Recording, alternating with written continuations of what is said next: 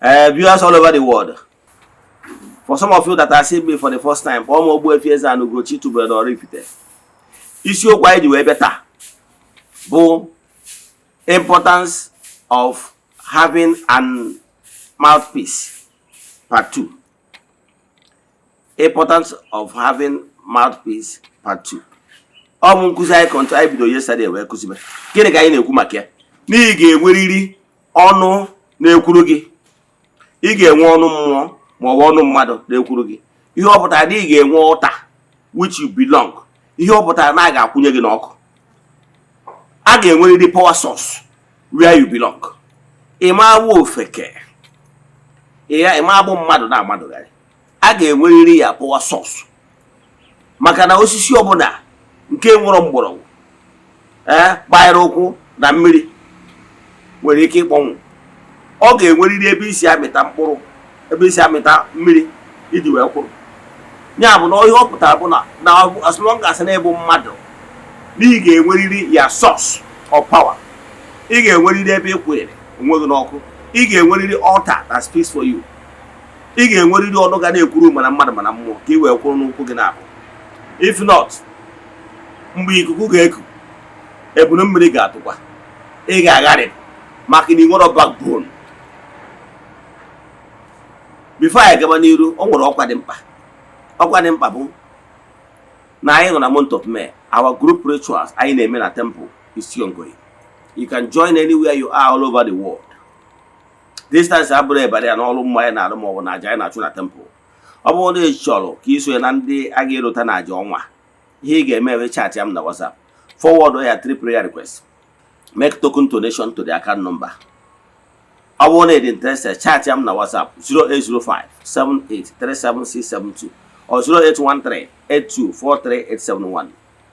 Then chat ya m na WhatsApp. Aga m enyere gị aka. Gwazie gị other details we need from you in order to book you. We have lots of testimony na aja a na-achụ n'igwe maka na igwe bụ ike. Then ka anyị gaba n'iru n'isiokwu anyị ji wepụta maka ndị ọ na-agbagharị ma ọ bụrụ na na-enwekwara altar kwesịrị ịda aba aka mmadụ as a backbone. Ọ bụrụ na ị nwere ya, ị ma na ị nọ ka an orphan in the world of spirit. Ihe anyị nọ na ya bụ ụwa mmụọ. Echefukwara na mmadụ bụ mmụọ.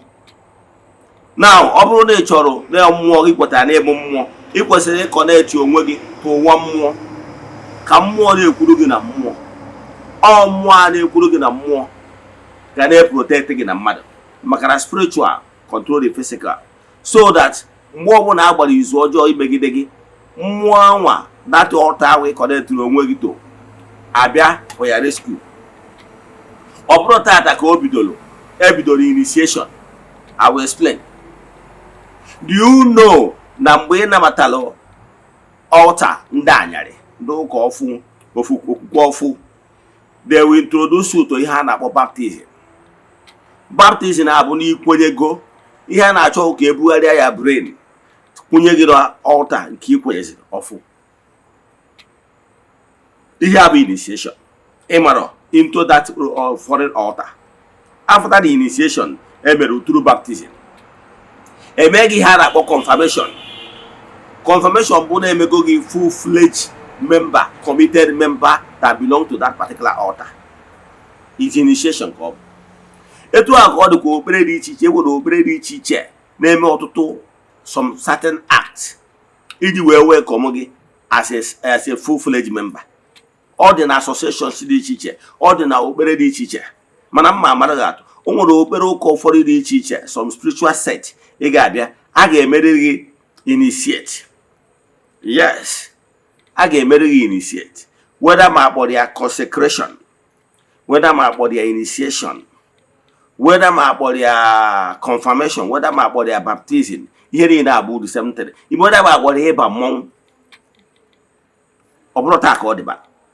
A ga-enwerịrị the initiate email iji gosi na ịbụ a full-fledged member and to ka iwe nwee ike stand i benefit from all the benefits that is there for the members.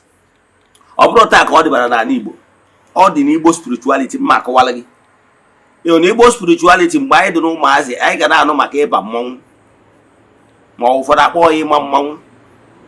Ị ghọtara ya? Ọ mgbe ahụ ị toru n'okorobịa ito ịchọrọ ịkwụrụ ụkwụ gị na-abụ ije maa mmọnwụ mgbe a ka a ga-akpọ ụdị oje mee initiate a na-eme n'etu esi eme na ịma mmọnwụ ịmachazie mmọnwụ anwa because ọ bụrụ mmadụ na-ekwu ogburu ya na-ekwu ịma mmọnwụ a ka ọ ga-abụ ịpụtazie mgbe wee masquerade is passing ike join ya ụmụ okorobịa ibe gị maka na itorugo n'ihe a na-eme ntị ọ dịkwa so ọ bụrụ taa ka oduwal ịmụrụ na even onwe mmọnwụ na be anyị mmụọ a na-akpọ mmọnwụ ọgbasu maọbụ ayaka ụmụ mmọnwụ abalị a na-aba ya aba ntị ọ dịkwa yes ihe ị na-ebenefit bụ na ọ bụrụ na ya initiate ya etu ha si eme ị bụrụ full-fledged member onwe benefit ha na-ebenefit you benefit onwe gathering ha na gathering you are free to partake mana ọ bụrụ na igbo obodo you are not permitted to come close. Ndị oyibo nwekwara ya ọhịa ka a na-akpọ swearing in ma ọ asị na consecrate unu maọbụ na asị na swear in into the office kedu ihe ọ bụ ọ mgbe a na-edu unu n'iyi ka unu wee connect to that ọgbụgba ndụ etu ihe nọkịta iwe Nigerian you cannot dare to go to National Assembly whenever the house is sitting. You are not permitted because you are not a member, you are an honorable colleague of that particular house. Now, when you go in Nigeria, you are not permitted to go to Senate's house when they are sitting because you are Nigerian. You must be swearing into that particular session or that Senate. Yes. So, etu akode. Gede ka nne kumaki. Ihe nne kumaki abu ni ge enweriri ebe initiate onwe gi. Si we wiki we parteka.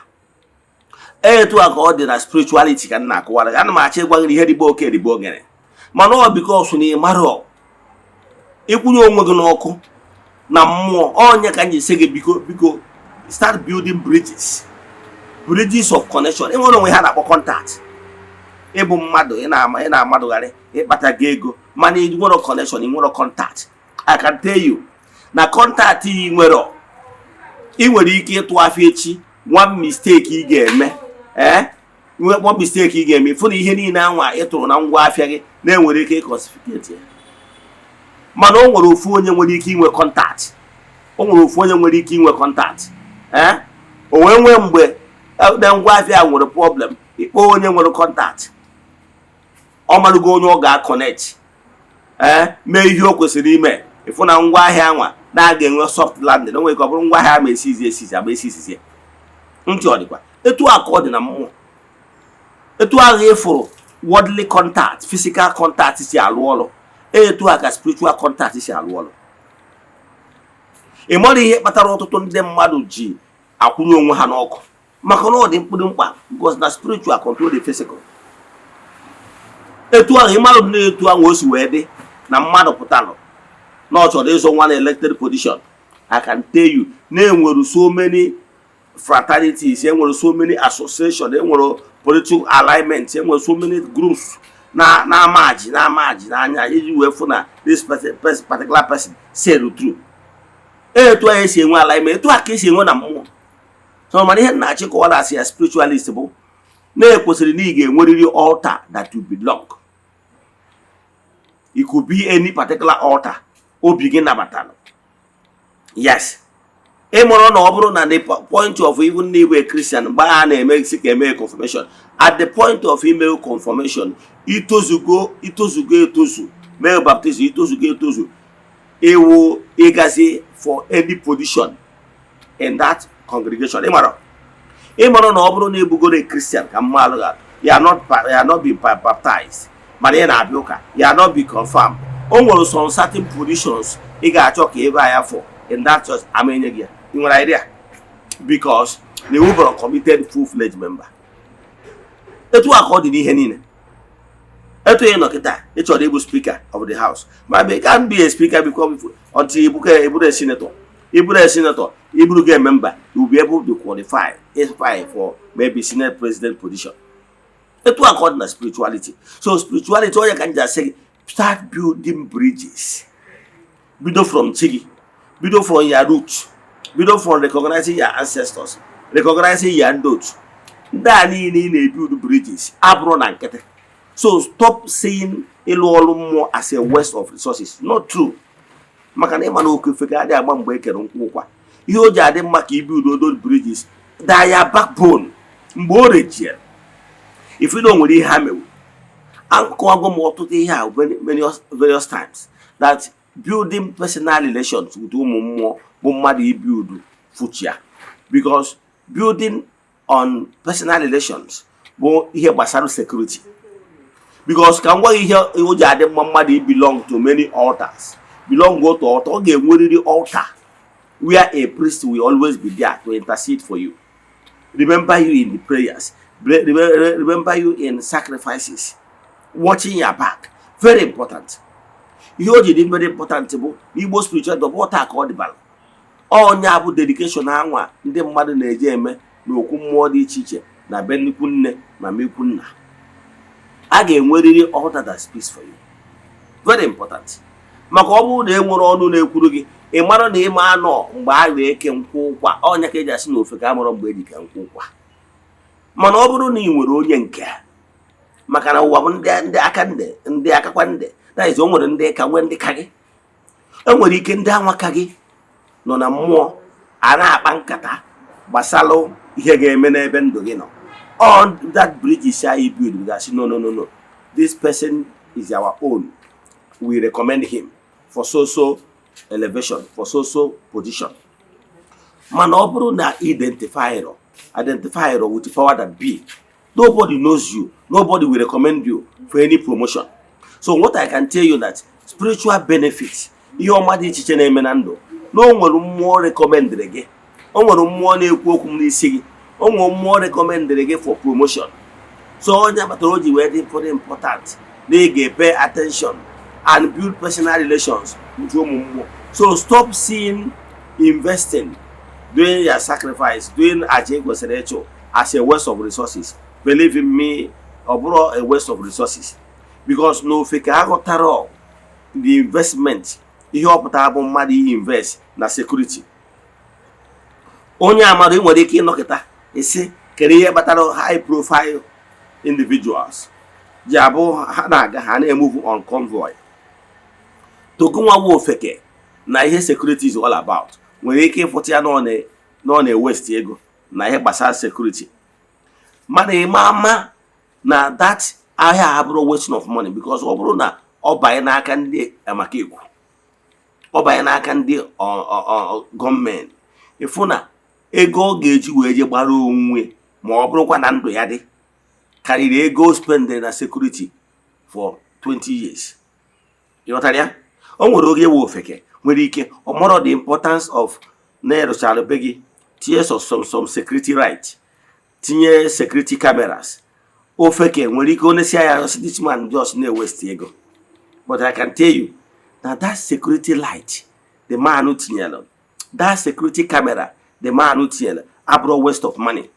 Mana to ofeke all waste of money. Okweziokwu. Yes, abụrụ waste of money because that security light nwere ike wear some certain things na-eme behind his back. Do you know that even that security light and security camera can turn off a criminal act? Do you know? Yes. That security light. O nwere ụbọchị mmadụ nọ na my house na-eme call. Mana ọ mmadụ ya ebe ọ na-eme call no nwe camera dị ya.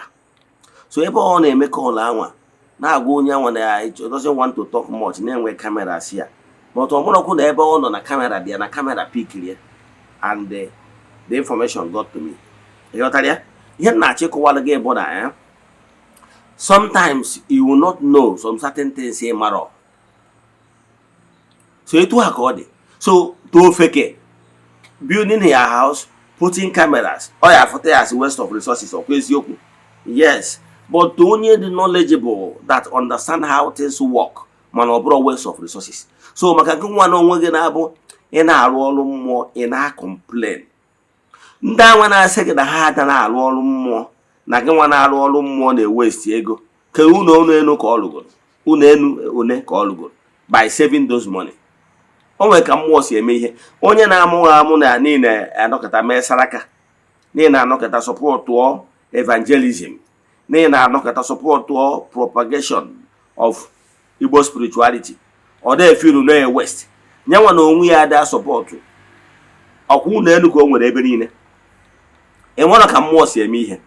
I nwere ike dị too stingy n'ime enye mmụọ ihe na ịma support evangelism, na ịma support ọrụ mmụọ, na ịma support ime saraka, mmụọ eje tụọ ofu ọya ma ọ tụọ nwa ofu ọya, you see the other way around, spend the money.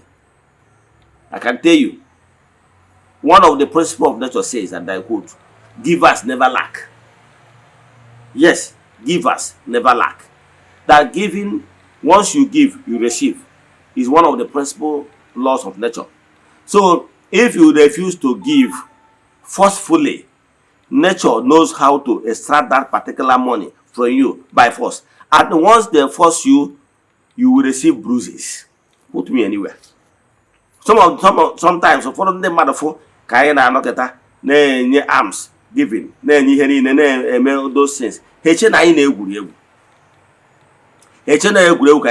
But those things we do it out of love. And once you exhibit love to any creature, believe in me, the laws of nature has a way of giving you back a multiple fold.